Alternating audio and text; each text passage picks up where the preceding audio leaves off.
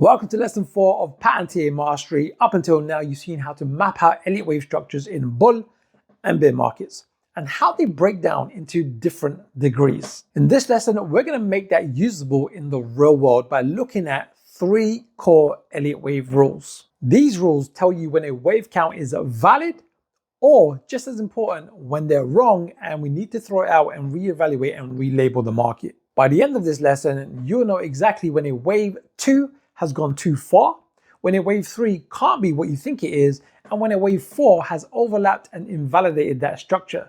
So you're not trading on fantasy wave counts. There are 3 rules with Elliott waves that help us read the market. If one is violated, it just means that something else is happening. We cancel our wave count and then we just reevaluate the market. Rule number 1, wave 2 cannot go beyond the start of wave 1. What that simply means is that wave 1 begins over here, and as long as wave 2 does not go beyond the beginning of wave 1, then this is a correct Elliott wave count. Now, if it does go beyond, it just means something else is occurring, and then we just reevaluate the market. On the right hand side, we can see that wave 2 was a deep correction, but it didn't go beyond the beginning of wave 1, so this is a valid wave 2. The second rule is wave 3 cannot be the shortest of waves 1, 3, and 5. More often than not, is actually the longest, but the rule is wave 3 cannot be the shortest. Now, if it is the shortest, it just means something else is happening and we just reevaluate. The most common one that you may see is that you may see something that you see as a wave 1, a wave 2. You believe it's making a wave 3, but the wave is quite shallow, and then we see something like this. Because this is the shortest wave, it just tells us this cannot be a wave 3, and something else is happening. It's more than likely that this is doing a 1, 2, 3, 4, 5 over 3, and then we'll get a 4 and a 5. So this is going to help guide us when we're reading the markets. Rule number 3 is that wave 4 cannot go into the range of wave 1.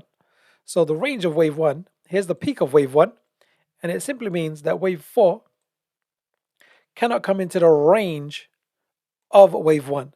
If it does, it's technically called an overlap, and it just tells us something else is happening and it invalidates the wave count. And as we can see over here, wave 4 does not come into the range of wave 1. Now, quick note, with daily charts, we use the closing range, and with intraday, 4-hour charts, 1-hour charts, and below, we use the range of the chart itself. The rules are actually the same for a bear trend, so we're looking at a bull trend and an uptrend over here. For a downtrend, the rules are exactly the same. So let's just go over them one more time. Rule number 1, wave 2 cannot go beyond the beginning of wave 1. So we can see here, wave 2 has not gone beyond the beginning of wave 1. And on the right hand side, on the actual example, we see that we had a nice move to the downside, a correction, but it stopped over here and continued down. So this is a valid wave 2. There will be times where we believe it's a wave 1 and the market is doing a correction, but just continues up. And that would invalidate the wave count. And then we just reevaluate and see what else could the market be doing. Wave 3 cannot be the shortest out of waves 1, 3, and 5. It doesn't always have to be the longest, but it cannot be the shortest. And as we can see over here, in this case, it was indeed the longest. And then last but not least, wave 4 cannot go into the range of wave 1, and it's the closing range when we're thinking about daily charts. So here's the range 1, and here is wave 4.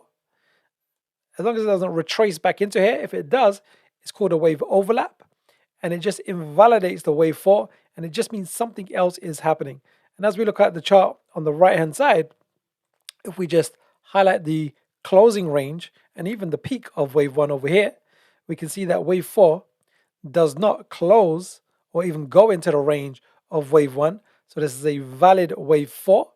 And these 3 rules, you want to memorize them, digest them, because you're going to be using them time and time again, not only to put on the Elliott wave count, but for practical trading reasons, how to manage trades, placing stop losses. There's going to be a whole array of tools and reasons you're going to want to learn these, but there's only 3. Memorize them, and they're going to serve you very well long term. So those are the 3 rules that keep your Elliott wave count accurate. Wave 2s can't break the start of wave 1. Wave 3s can't be the shortest of waves 1, 3, and 5.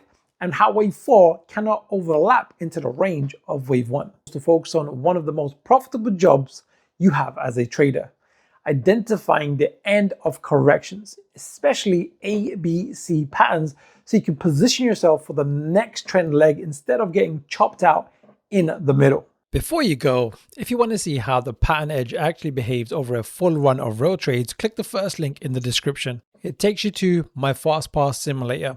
You plug in your starting balance and risk per trade, and it will replay my last 100 plus live trades using the exact framework. You'll see the full equity curve play out. That includes winners, losers, and break evens, not just the highlights. That way you get a realistic feel for the journey and what this edge can and cannot do for your account size. It's historical data only, not a guarantee of future results, but is the exact edge we use on our live desk every day. When you're ready to go deeper and unlock the full 4-factor framework, pattern, price, time, and momentum, plus live trading desk for 30 days, the details are on that page. Otherwise, click through to the next lesson in this playlist and keep building your pattern mastery.